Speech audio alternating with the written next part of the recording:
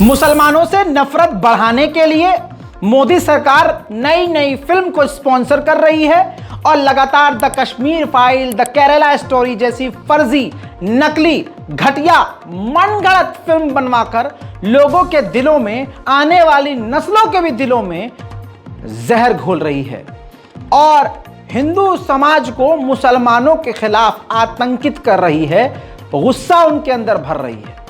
मेरे दोस्तों, जहां पर ऐसी तमाम फर्जी फिल्म दिखाई जा रही है, क्या आपको पता है असली कहानी इसके विपरीत होती है, उल्टी होती है।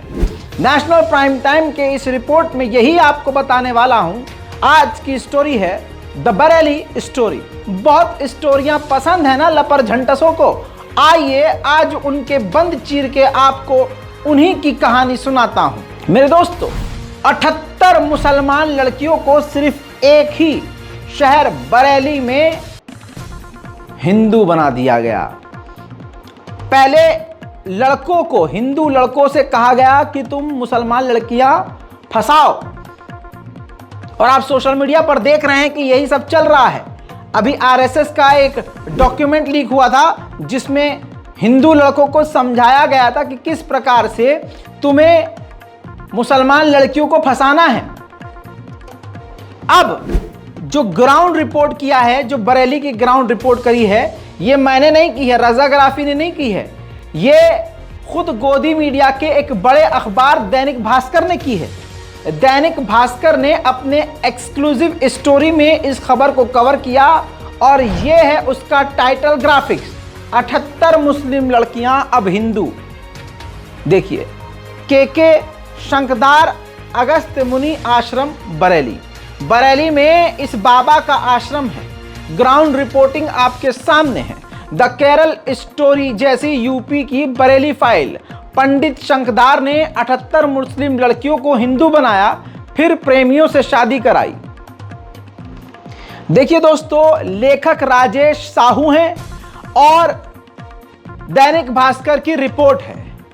अब जरा सोच के देखिए कि 78 लड़कियां एक ही साल में मुसलमान से हिंदू कर दी गईं, जो हिंदू लड़कों के साथ आशिकी लड़ा रही थी। बाबा के शंकदार का काम ही यही है। देखिए आपकी स्क्रीन पर जो इनकी प्रोफाइल बताई गई है दैनिक भास्कर के तहत, ये देखिए, नाम कृष्ण कुमार शर्मा उर्फ के शंकदार, उम्र 56, पता अगस्त्य मुनि आश्रम मणिनाथ बरेली, पढ़ाई बीकॉम, काम मुस्लिम लड़कियों को हिंदू बनाकर उनके प्रेमियों से शादी करवाना।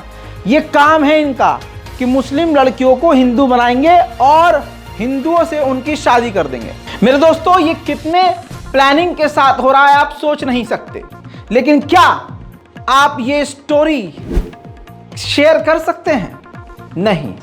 क्या कोई फिल्म डायरेक्टर इतना अपने पिछवाड़े में गूदा रखता है कि इस पर कोई फिल्म बनाकर सामने रख सके जनता के? लेकिन नहीं रखेगा। उस बेचारे डायरेक्टर की भी क्या गलती? उसे पता है इस फिल्म को प्रमोट मोदी जी नहीं कर सकते, क्योंकि अगर मुसलमानों के खिलाफ वो फिल्म बनाएगा तो मोदी जी चारों तरफ घूम घूम के उसका प्रमोशन कर देंगे। लेकिन ये द बरेली फाइल्स की हकीकत कौन आपको बताए और दिखाए? ये जो बाबा हैं, इन्होंने अपने मुंह से कहा है कि हम इसमें कुछ स्टेप इन्होंने बताए हैं, किस तरह से फंसाते हैं और किस तरह से काम करते हैं, उसका भी ग्राफिक्स इन्होंने रखा है। ये देखिए, लड़कियों का मुस्लिम से हिंदू बनाने का क्रम। पहला स्टेप ये होता है कि लड़की डीएम को धर्मांतरण के लिए प्रार्थना पत्र देती है, जिसमें ये प्रार्थना पत्र देने में खुद लड़की की मदद करते हैं।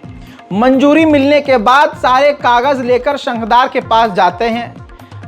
शंकदार लड़की को 3 बार गायत्री मंत्र का पाठ करवाते हैं। ये बाबा जो हैं गायत्री मंत्र 3 बार पढ़वाते हैं। फिर मेन चौथा पॉइंट सबसे अहम है और मैं मुबारकबाद देना चाहता हूं उन तमाम लड़कियों को जो मुस्लिम मजहब छोड़ के, इस्लाम छोड़ के हिंदू में कन्वर्ट हुई हैं, क्योंकि चौथा पॉइंट इन्होंने साफ लिखा है कि गायत्री मंत्र पढ़वाकर उन मुसलमान लड़कियों को गाय का पेशाब पिलाया जाता है, फिर हिंदू रीति रिवाज से उसकी शादी कर दी जाती है। मुबारक हो। पेशाब पी के जो तुम जिंदगी शुरू कर रही हो उसमें तुम्हें सुकून मिलेगा। चलिए, बहुत बढ़िया। पेशाब पीने के लिए इनके लिए खड़े होकर ताली होनी चाहिए।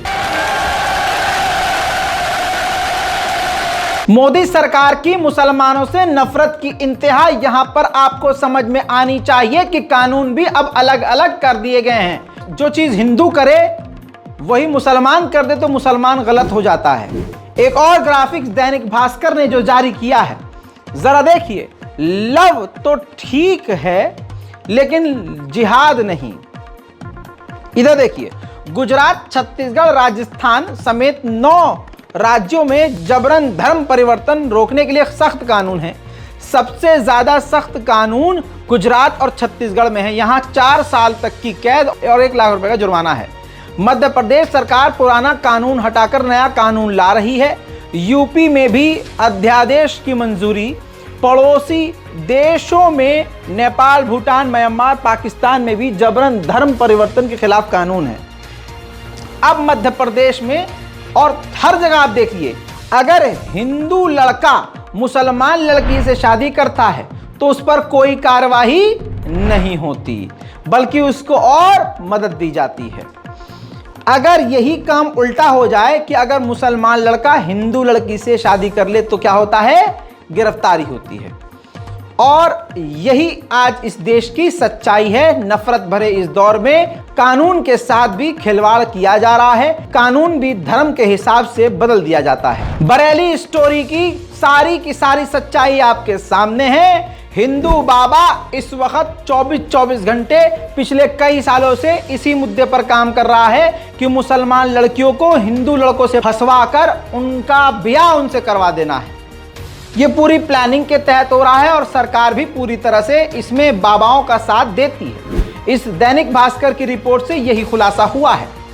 जरा सोच के देखिए कि 1 साल के अंदर 78 लड़कियां अगर बरेली में मुसलमान से हिंदू हो गई और कर दी गई हैं, तो ये तो सिर्फ एक जगह की कहानी है। अलग अलग गांव, देहात, शहर, स्टेट अलग अलग जो हैं, वहां पर किस प्रकार से हिंदू संगठन ऑफिशियली बहुत ही संयोजक तरीके से ये काम कर रहे होंगे, लेकिन मुसलमानों की गैरत नाली में बह चुकी है। कोई मुस्लिम संगठन आगे नहीं आ रहा, कोई मुसलमान नेता सामने नहीं आ रहा, कोई युवाओं का पढ़ा लिखा दल भी ग्रुप बनाकर सामने नहीं आ रहा कि कानून का इस्तेमाल किया जाए, अपने साथ वकीलों को लिया जाए, इलाके मोहल्ले के बुजुर्गों को लिया जाए, एक कमेटी, एक टीम बनाई जाए जो अपने मोहल्ले में मौजूद, अपने इलाके में मौजूद घर से बाहर जाने वाली हिजाबी या गैर हिजाबी मुस्लिम लड़की, खाली मुस्लिम लड़की हो, उस पर यह चर्चा की जाए कि किसी लड़की के साथ कोई गैर मजहब का लड़का दिखे तो किस तरह से क्या कार्रवाई संवैधानिक करनी चाहिए। कोई भी मुस्लिम संगठन बोल नहीं रहा, कोई भी युवा इस पर बोलना नहीं चाहता, कोई भी मुस्लिम जो अपने आप को मोहल्ले का, गली का तुर्रमखा समझता हो, सामने नहीं आ रहा। और जो बोल रहे हैं उनकी आवाज दबाई जा रही है। अब आपकी स्क्रीन पर 2 धर्मों के धर्मगुरु हैं। एक तरफ मौलाना कलीम सिद्दीकी हैं जिनको बिना कसूर 590 दिन जेल में रखा गया, इल्जाम ये लगाकर कि ये हिंदू से कन्वर्ट कर रहे थे लोगों को मुसलमान बनाने में। कन्वर्जन का इल्जाम लगाया गया। सिर्फ कन्वर्जन का इल्जाम लगाकर इनको 590 दिन जेल में सड़ा दिया गया। दूसरी तरफ ये वो बाबा है बरेली का जिसका काम यह है, दैनिक भास्कर ने लिखा है कि काम यह है, शंखदार आचार्य पंडित के शंखदार, जिसका काम यह है कि मुसलमान लड़कियों को हिंदू बनाना और फिर उनके बॉयफ्रेंड, हिंदू बॉयफ्रेंड से उनकी शादी करवा देना, पेशाब पिलाकर, गौमूत्र पिलाकर। तो इस पर एक शख्स पर कोई कार्रवाई नहीं, लेकिन क्योंकि वो मुसलमान है तो 590 दिन उसे जेल में सड़ा दिया गया। बात सारी जुड़ी हुई है भगवा लव ट्रैप से। जो मुसलमान लड़कियां हिंदू समाज के लड़कों से जुड़ी हुई हैं प्रेम संबंध में, उनकी जिंदगी भी खराब है और आखिरत भी। और जिंदगी तो कुछ ही दिन में सामने आ जाती खराब होके, जिसका लाइव एग्जांपल आपके सामने ये शख्स है जो देखिए कपल है और शादी कर रहा है। शादी करते हुए ये तस्वीर है, ज्यादा पुरानी नहीं है। अपना घर, अपना मजहब सब कुछ छोड़कर अपने रिश्तेदार, बूढ़े माँ बाप, अपने छोटे भाई बहन, अपने तमाम दीन दुनिया को छोड़कर रुखसार से ये लड़की माही बन गई। लव मैरिज करके कुछ दिन बाद ही प्रेमी से पति जो बना था भगवा लव ट्रैप का मास्टरमाइंड शेखर, उसने साथ छोड़ दिया। अपने जीजा को परोसना चाहता था पत्नी को। अब पत्नी इंसाफ की गुहार लगा रही है, पुलिस उसकी मदद नहीं कर रही है क्योंकि ये मुसलमान है। और ये रामराज चल रहा है यहां, मुसलमान लड़कियों की इज्जत नोचना, ये तो सिखाया जा रहा है भाई। अब क्या कहूं, अजाभी तो कहूं, ये जिंदगी इस लड़की ने खुद चुनी थी। अब इसका हाल क्या है, इसकी जुबान से सुन लीजिए। क्या नाम है आपका? रुखसार उर्फ माही गर्ग। क्या पूरा मामला है, बताइए। सो पूरा 3 साल पहले मैंने 2021 में शादी की थी शेखर करके लड़के से। तो वो अब मुझे छोड़ने को कह रहा है 3 साल बाद कि मैं तुझे जानता ही नहीं, कौन है तू। क्या नाम आपका पहले था, अब क्या नाम है, क्या धर्म रुखसार, रुखसार माही। उसका पहले रुखसार था, माही हो गया, आधार कार्ड में भी, पैन कार्ड में भी, और धर्म के बाद मेरा नाम माही हो गया था। अच्छा, क्या दिक्कत आ रही है? दिक्कत ये आ रही, अब उसके जो मम्मी है, उसके जीजा है, मुझे साथ रहने नहीं दे रहे।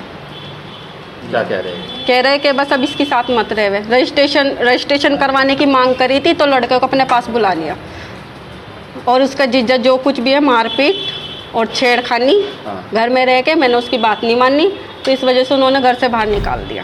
बस बस बस बस भाई बस, बहन रहने दे, तू तेरी खुद की चुनी हुई जिंदगी थी।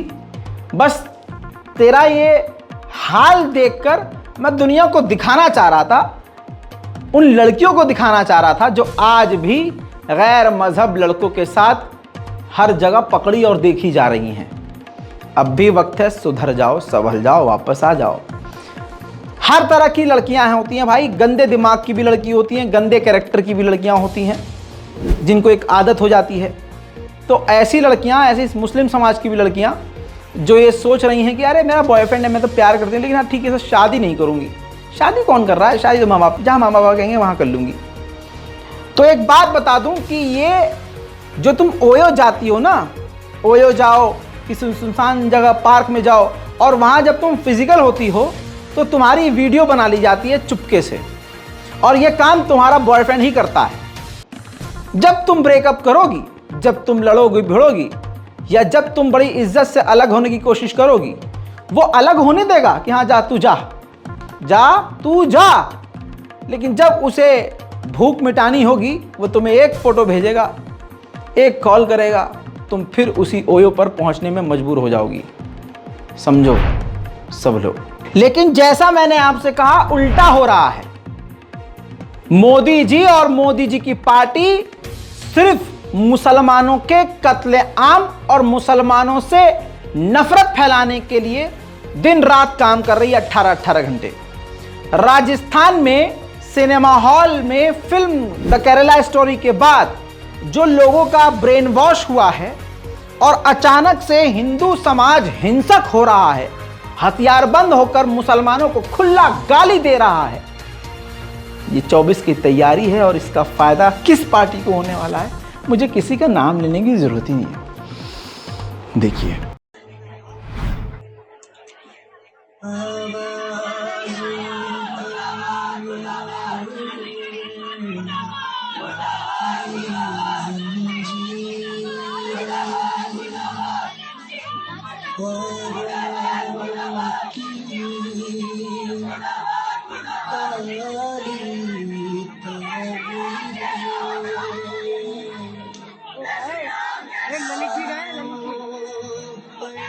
दोस्तों इतना ही नहीं, पूरे देश भर में जहां द केरला स्टोरी चली, अचानक से वहां एक बड़ा समाज मुसलमानों के खून का प्यासा हो गया है। और ये अब जो थोड़ा बहुत सच आपको दिखा देते हैं, मेरे जैसे कुछ हैं जो आपके सामने रखने की कोशिश करते हैं सच, न्यूज़ लॉन्ड्री और कुछ अलग अलग चैनल, वो कवर कर रहे हैं इस नफरत को, जो नफरत उबल रही है। देखिए द न्यूज़ लॉन्ड्री की एक छोटी सी झलक। लेकिन इस पिक्चर के बाद जो कुछ होगा ना, वो आपको न्यूज़ में आ जाएगा। क्या होगा बताओ? बस एक दो जैसा इन लड़कियों के साथ सब कुछ हुआ है जो कुछ भी हुआ है ना, बहुत दुख है हमें भी इन सब चीज़ों का। थोड़ी बहुत गलती लड़कियों की भी है, लेकिन सारी गलती तो भाई हो नहीं सकती ना सारी सब कुछ लड़कियों की। इस बार होगा जो होगा। इनको देखने के बाद तुम्हारा जो दोस्ताना तो बरकरार रहेगा कुछ आपका? ऐसे बात दोस्ताना गए आप इन दो मुसलमानों को ऐसे कह रहे हैं ये तो फिल्म है ना यार, एक ड्रामा है तो ये रियलिटी ये फिल्म ये तो फिल्म है ना, इस तरह से बना है। स्पाइडरमैन की फिल्म थोड़ी है भाई है सच्चाई, पर फिल्म में थोड़ा मिर्च मसाला डाल के बनाते हैं, पर ये चीज हकीकत है। कई फिल्मों में ऐसा होता है कि लड़की अपने पिता को थूक रही है। तो मैंने बेसिकली जब केरला स्टोरी देखी उससे मैं पहले का बताऊंगी, तो मैं बहुत ज़्यादा ट्रस्ट करती थी दूसरे रिलीजन के लोगों को भी, और बहुत ज़्यादा लाइक जैसे पर्टिकुलरली इस मूवी में मुस्लिम रिलीजन पे बहुत ज़्यादा फोकस करा गया है। मेरे भी बहुत फ्रेंड्स थे, मुझे लगता था कि ये सब झूठ ही होता है, ऐसा नहीं होता। बट हाँ, ये मूवी देखने के बाद मेरी भी बहुत आंखें खुली है। मुझे लगता है कि अपने धर्म को भी सपोर्ट करना चाहिए और अपने धर्म के बारे में भी बहुत नॉलेज लेनी चाहिए, क्योंकि अगर आपको फुल नॉलेज नहीं होती तो लोग बहुत माइंड वॉश करके आपके साथ गलत करने की कोशिश करते हैं, जो इस मूवी के दौरान दिखाया भी गया है।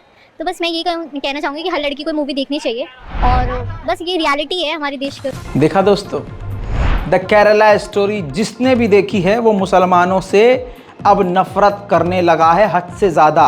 ज़ॉम्बी बनाया जा रहा है भीड़ को मुसलमानों के खिलाफ। और हकीकत पता है क्या, एक समाज की हकीकत ये है कि जो अमीर है ना उसका लव जिहाद नहीं होता। ये देखिए देबोलीना, इसको कौन नहीं जानता, इस लड़की को बिग बॉस की मेन भूमिका में रह चुकी हैं। मुसलमान अगर पैसे वाला होता है तो दामाद है, मुसलमान अगर गरीब है तो लव जिहाद है। उदाहरण फिल्म द केरला स्टोरी की सहायक अभिनेत्री देवलीना भट्टाचार्य के पति का नाम शहनवाज शेख है।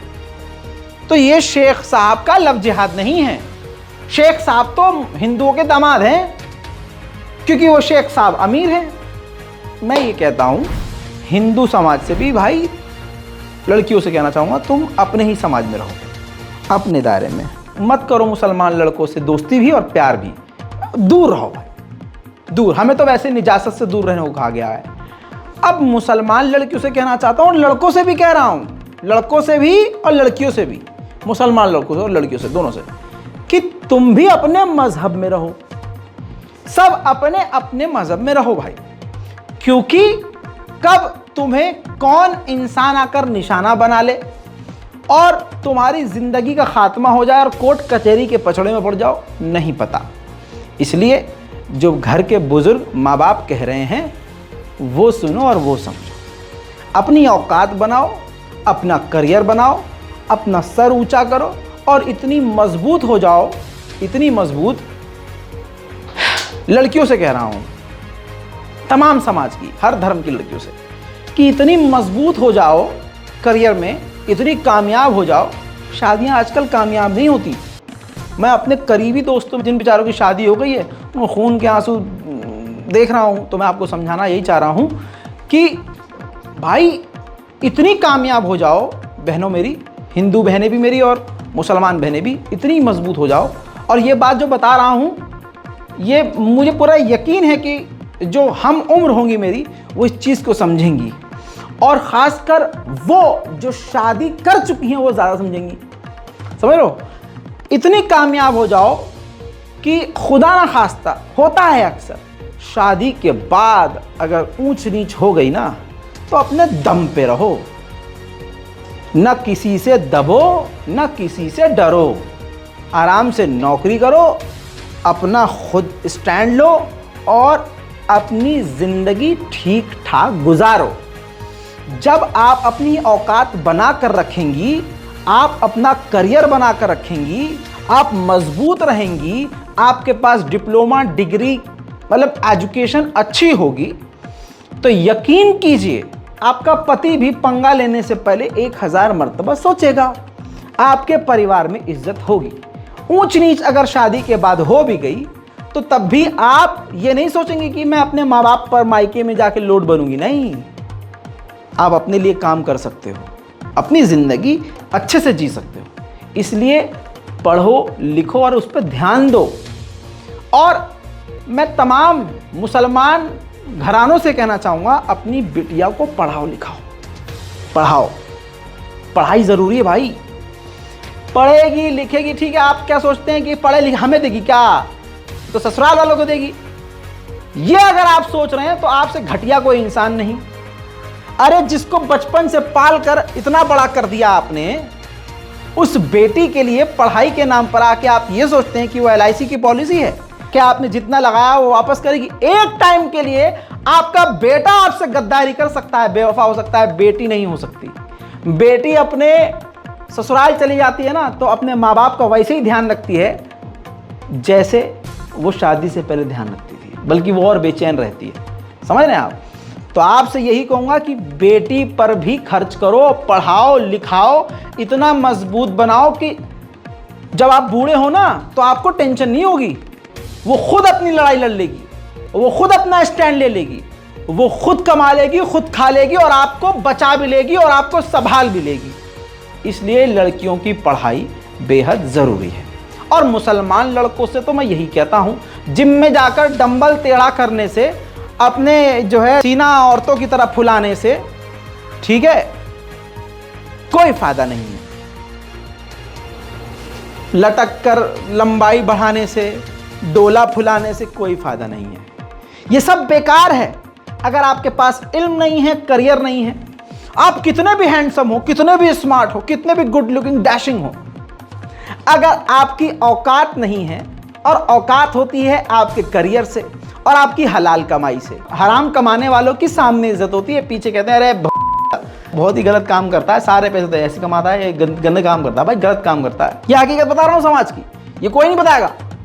मैं एंकरिंग नहीं कर रहा हूं, मैं बस आपको समझ लीजिए वो बात समझा रहा हूं जो शायद आपके माँ बाप नहीं समझा पाएंगे। और अगर समझाएंगे भी तो आप सुनते हो नहीं माँ बाप की। अगर माँ बाप की आप सुनते तो आप ऐसे मुकाम पे थोड़ी ना होते, आज ऐसे हालात में थोड़ी ना होते।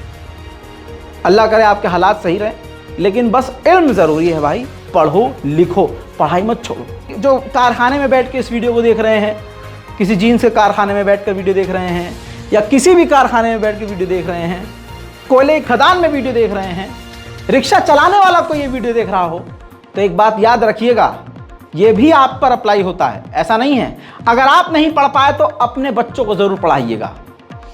और तो और ये मत सोचिए कि ये आपके लिए नहीं है वीडियो, ये बात आपके लिए भी है। आप जिस काम में, आप रिक्शा अगर चला रहे हैं तो ईमानदारी से डबल काम कीजिए, डबल मेहनत कीजिए। जिस लाइन में है उसमें इतना घुस जाइए कि परफेक्ट हो जाइए। फिर आप देखिए 5 साल बाद आप कहाँ होंगे। आप रज़ाग्राफी को भूल जाएंगे, लेकिन मेरी बात याद रखेंगे। ये 4 मिनट की जो बात मैंने बोली है, अगर ये दिमाग में बिठा ली ना, मेरा आपसे वादा है 5 साल के अंदर आप कहीं और होंगे और मुझे भूल चुके होंगे, लेकिन अचानक से कभी याद आऊँगा कि हाँ, एक फलां शख्स की हमने वीडियो देखी थी, उस बंदे ने जो बात कही थी, कल वो हमने बात सुनी और आज हम यहाँ पर हैं। याद रखिएगा। आपने एक चीज़ नोटिस नहीं की होगी, वो मैं आपको नोटिस करवाना चाहूँगा। इस रामराज्य में कुछ भी चल रहा है, अगर मुसलमान अपने धर्म के मुताबिक अपने इस्लाम को फॉलो करता हुआ कुछ बोलता है तो कहा जाता है कि अरे कट्टर, तालिबानी, अफगानी, अरे ये तो बहुत ही ISI जैसे क्रूर हैं, कह दिया जाता है। सबूत आपके सामने रख रहा हूँ, देखिए। मुजफ्फरनगर के बालाजी मंदिर में नया ड्रेस कोड बना दिया गया है। मंदिर में मिनी स्कर्ट, नाइट सूट, कटी फटी जीन्स में नो एंट्री है। कमेटी बोली भंग होता है भक्तों का इससे ध्यान। अब मैं इस स्टेटमेंट से बिल्कुल राजी हूं, मैं मानता हूं इस बात को, लेकिन अगर यही काम मुसलमान कर दे तो हिंदू समाज की तरफ से कहा जाता है कि कट्टर है इस्लाम। अच्छा, तुम्हारी नमाज खराब हो जाएगी, मस्जिद में लड़की चड्डी पहन के क्यों नहीं जा सकती हैं? मुल्ला जी की नज़र कंट्रोल में नहीं है, अपनी आंखें कंट्रोल में रखो, ऐसे कैसे तुम्हारी नमाज टूट जाएगी। लेकिन यहाँ पर सब शांत। यहाँ पर कहना मुझे ये चाहिए कि भाई यहाँ पर आपका धर्म संकट में कैसे पड़ सकता है? मंदिर में नाइटी पहन के लड़की क्यों नहीं आ सकती? भक्तों का ध्यान क्यों भटक सकता है? भक्त तो भक्त होते हैं भाई, भगवान की भक्ति में लीन होते हैं। लेकिन देखिए, हर धर्म का एक अपना रूल होता है और भारत का संविधान उसको फॉलो करने की इजाज़त देता है। लेकिन हम भूल गए हैं कि ये मोदी जी का राज चल रहा है। ऐसे में मुसलमानों के हर कानून को गलत बताया जाएगा और अपने कानून को सही बताया जाएगा। अब सोच के देखिए, अगर दिल्ली की जामा मस्जिद की कमेटी ये बाहर बोर्ड लगा दे मस्जिद के कि मस्जिद के अंदर चड्डी बनियाइन पहन के लड़की नहीं आ सकती, स्कर्ट फटी जीन्स अतरंगी कपड़े पहन के नहीं आ सकती, तो इस पर हिंदू संगठन मुझे लगता है कि जंतर मंतर पर गला फाड़ना शुरू कर देंगे। सोशल मीडिया पर ट्रेंड चल जाएगा और मोदी सरकार उनके साथ नज़र आएगी। लेकिन यहाँ पर दोगला रवैया आपको समझ में आ चुका है, और अगर आ चुका है तो इस रिपोर्ट को शेयर ज़रूर कीजिएगा। मेन मुद्दों पर बात नहीं होती और जो फालतू की बात होती है उसको दिखाया जाता है। विकास का हाल कुछ इस प्रकार है, जहां मोदी जी ने कहा था कि हर साल 1-1 करोड़ 2-2 करोड़ 4-4 करोड़ नौकरियां हम जनरेट करेंगे। ऐसे में 334 नौकरियां देने पर मोदी सरकार को, केंद्र मंत्रियों को पूरा एक इवेंट करना पड़ रहा है। 334 नियुक्ति के लिए 10-15 साल पहले डाकिया डाक से लेकर आया था घर, लीजिए आपकी नौकरी हो गई है पक्की, फला दिन से ज्वाइन करना है। लेकिन 334 नौकरियां देने के लिए इस रामराज में, डबल इंजन की सरकार में पूरा इवेंट करना पड़ रहा है। माननीय स्मृति ईरानी का ये ट्वीट देखिए, जिसमें उन्होंने लिखा कि देश की 45 विभिन्न स्थलों पर आयोजित #रोजगार मेला की श्रृंखला में लखनऊ से जुड़ने का अवसर प्राप्त हुआ। इस कार्यक्रम के तहत भारत को विकसित बनाने में योगदान देने हेतु विभिन्न विभागों में चयनित 334 युवाओं की नियुक्ति पत्र प्रदान किया गया एवं उन्हें उज्जवल भविष्य हेतु शुभकामनाएं दी। यानी 334 युवाओं की नियुक्ति पत्र देने के लिए गृह मंत्री को इवेंट करनी पड़ रही है। ये देश के लिए शर्म की बात है। जो काम पहले डाकिया करते थे, अब हमारे भारत के बड़े बड़े मंत्री और भारत की सरकार को करना पड़ रहा है। इस देश की बर्बादी में जो सबसे बड़ा हाथ है वो गोदी मीडिया का है। किस तरह से गोदी मीडिया पागल हो जाता है अपने साहिब की हार पर। अगर आपको आज के दिन फिर से समझना है तो आज तक के इस पोस्ट को देखिए। एक देश के एक स्टेट से कितनी नफरत हो गई है। इन गोदी मीडिया और बीजेपी के आईटी सेल को आज तक ने कर्नाटक को किस तरह से तोड़कर कर अलग और नाटक को ब्रैकेट में लिख डाला है। कर नाटक, ये एक स्टेट का सबसे बड़ा अपमान है, लेकिन किसी की हिम्मत नहीं है कि कोई आज तक पर सवाल उठा सके।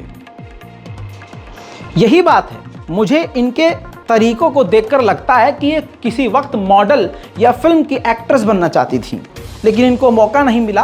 तो आज ये अतरंगे कपड़े पहनकर और अपने फुल स्टाइल को टीवी पर दिखाना इनके लिए आम सा हो गया, इसलिए ये सब कर रहे हैं। चित्रा त्रिपाठी का ये अंदाज। दर्दे डीके ने कर रखा है कर्नाटक में कांग्रेस के नेताओं को परेशान। आलाकमान कोई फैसला नहीं ले पा रहा।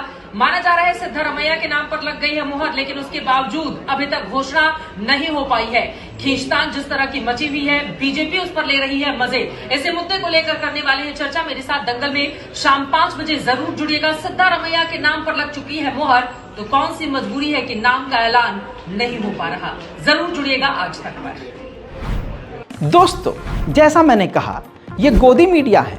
ये एंकर्स किसी जमाने में फिल्म स्टार बनना चाहते थे। असल में ये सरकार के लिए नाच रहे हैं पैरों में घुंघरू पहन के। चित्रा, पैरों में पायल, कमर में लचक और दे दनादन ठुमके। असल में यही है गोदी मीडिया, जो आज एक सत्ताधारी पार्टी के लिए 24 घंटे नाचने को तैयार है। लेकिन जो असली खबरें हैं उसको किस तरह से गायब कर दिया जाता है आप सोच नहीं सकते। भारतीय जनता पार्टी का अगर कोई सच्चा नेता जिसका ज़मीर जिंदा हो, वो भी अगर सवाल सरकार से उठा दे तो उसका हाल क्या होता है, इस अखबार की हेडलाइन से समझ लीजिए। सत्यपाल मलिक के 12 करीबियों पर सीबीआई की रेड। पूर्व गवर्नर मलिक बोले, जिसने शिकायत की उसे ही परेशान कर रही हैं एजेंसियां।